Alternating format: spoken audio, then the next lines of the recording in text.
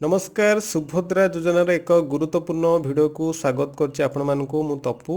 तो वर्तमान सुभद्रा योजना अधीन रे 1,06,00,000 रु अधिक आवेदन पंजीकृत होईछि जोटा आपण माने समस्ते जानिथिबे।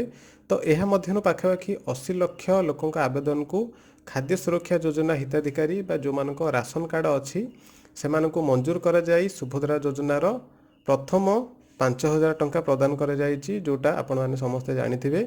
तो जो मानकर ना राशन कार्ड नाही बा खाद्य सुरक्षा योजना रे जो माने हिताधिकारी नाहंती सेमानक एप्लिकेशन को बा सेमानक दरखास्त को वर्तमान विचाराधीन अवस्था अछि बा सेमानकर अंडर प्रोसेस अछि। तो आपण मानक मन रे निश्चित गोटे क्वेश्चन आस्थिबो बा निश्चित गोटे प्रश्न आस्थिबो सुभद्रा योजनार लास्ट डेट केबे।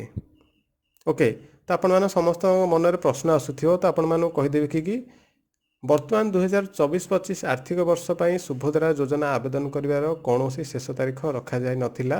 वर्तमान राज्य कैबिनेट निष्पत्ति नेछंती जे एही पंजीकरणर शेष तारीख धार्य करा जायछि अर्थात सुभद्रा योजनार लास्ट डेट आसी जायछि। तो लास्ट डेट केबे ना आसंता मार्च मास 31 तारीख सुधा 2024-25 आर्थिक वर्षर सुभद्रा पंजीकरण शेष होबो बोली कहा जायछि।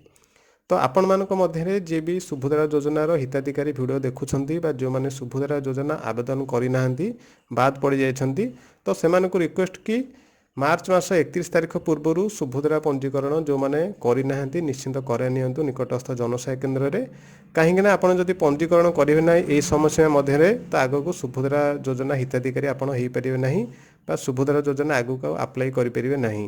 तो निश्चित भिडियो को शेयर करंतु काहेकि ना बहुत जन हिताधिकारी हेल्प हो। तो भिडियोटी केमती लगी निश्चिंत कमेंट बॉक्स रे जणेबे जदि भल लागिथियो निश्चिंत वीडियो गोटे लाइक करेंगे और चैनल जदि नुआ थे निश्चिंत चैनल को सब्सक्राइब करेंगे और जहाँ भी आपन मन में प्रश्न अच्छी मत कमेंट बॉक्स रे पचारि पारे। Thanks for watching.